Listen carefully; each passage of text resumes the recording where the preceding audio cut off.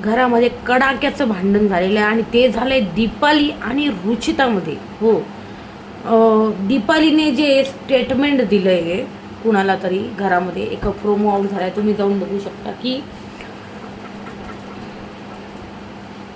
दीपाली बोलली आहे की रुचिताने आरबीला ना टच केलं आहे आणि रुचिताचे डोळे थोडीशी ती नाराज आणि रडका चेहराही आणि सोबत रागही दिसत होता आणि त्यामध्ये ती दीपालीवर ओरडली आहे की हिने असं स्टेटमेंट दिलं की मी आरबीला टच केलं आहे. तर दीपाली म्हणे मी असं काही बोलले नाही, खोटं बोलू नको. तर यावरती खूप वादविवाद जे ना दोघांचे झालेले आहेत.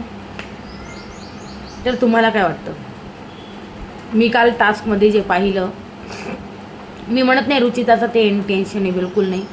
खरं बघायला गेलं तर मला एकाने कमेंट केली का रुचितामुळे म्हणजे रुचिता गेली तर TRP जो मिळतोय तो पण मिळणार नाही. ते अगदी खरं आहे, आय अग्री.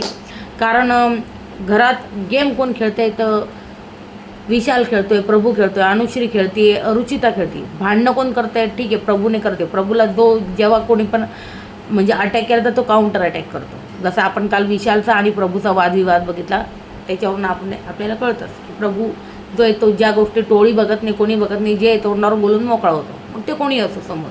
ठीक आहे, हा त्याचा गेम आहे. पण रुचिता झालं, अनुश्री झालं, ते म्हणतात ना नॉईज, भांडण, आग लाव्या, काड्या लाव्या, चोरी करणाऱ्या, तर हे सगळे जे उद्योग आहे ना ते घरात करत राहतात आणि काही ना काही कंटेंट द्यायचा प्रयत्न जो आहे ना यांच्याकडनं होत असतो. तर आता आपल्याला दिसतंय का रुचिता आणि दीपालीमध्ये कडाक्याचं भांडण झालं आहे आणि तीमध्ये तू आरबीला टच केलं आहे. तर मला नाही वाटत रुचिताचं असं काही इंटेन्शन असेल, कारण रुचिता जी ना ती तिच्या म्हणजे जे पण घरामध्ये एक कॅरेक्टर घेऊन फिरते, रागट किंवा काय असेल ते, किंवा मग घरात गेम खेळते, तर त्यानुसार ती असं काही करेल. तर तिला असं काही करायचं असेल तर तिने ते विशालबरोबर पण ते केलं असतं. पण ती खूप तिच्या गोष्टींवर फर्म आहे आणि मला नाही वाटत ती राकेशच्या अंगावर गेली होती काल, मी बघितलं. पण ते पापड टास्क जो चालू होता तर तिला वाटलं त्यांनी पोलपाट वगैरे काय ते लपवलं आहे, पापडं वगैरे, पीठ वगैरे, आणि ते हिसकायला गेली होती. आणि ते हिसकल्यावर ऑब्विसली तुम्ही जर बिग बॉसच्या घरात येत आहे तर तुम्ही असं नाही म्हणू शकत मला टच नाही झालं पाहिजे, हे नाही झालं पाहिजे. तुम्हाला घरात टास्क करायचा आहे, हात एकमेकांना लागणार आहे, पकडणं, ओढणं, ताणणं, ढकलणं, या गोष्टी होणार आहे. तुम्ही या गोष्टीच्या म्हणजे तुम्ही जर म्हणत असाल का मला हातच लागला नाही पाहिजे, तर तुम्ही बिग बॉसच्या घरात यायची काहीच गरज नाही, मी हेच म्हणत.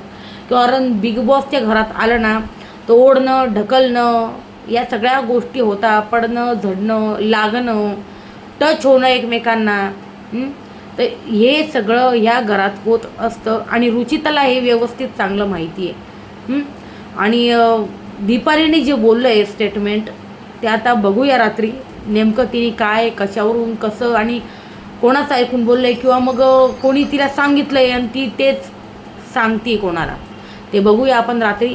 कारण प्रोमो जे ना थोडंसं आहे ना, ते म्हणतात ना प्रोमोच वेगळा असतं आणि आपण जेव्हा आहे ना तो टास्क बघतो आणि तो एपिसोड बघतो ना तेव्हा त्या गोष्टी वेगळ्या असतात.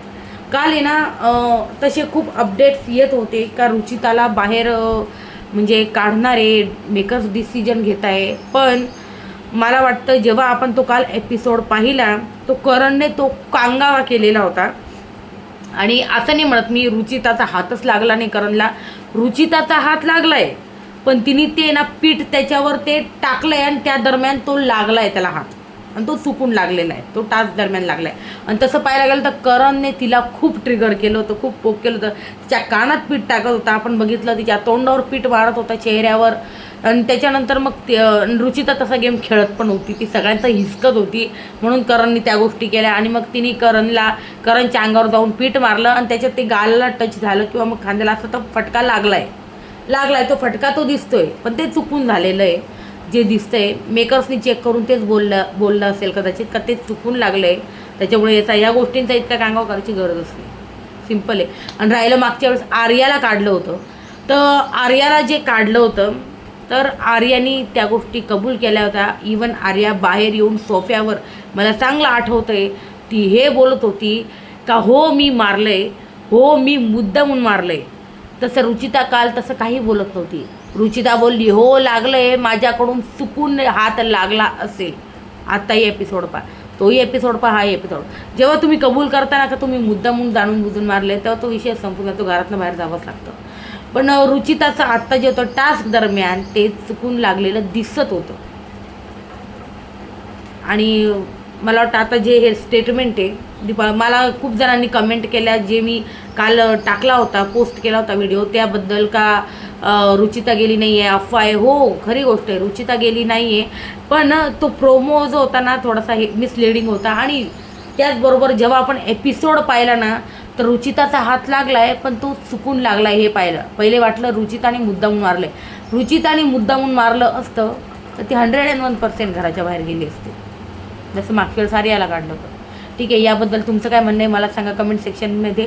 आणि सध्या तर हाच प्रोमो आऊट झाला आहे की, आणि एक अजून प्रोमो आऊट झाला आहे की राकेश जो आहे ना खूप चिडला आहे रुचिताचा, आणि त्याचं खूप कडाक्याचं भांडण झालं आहे.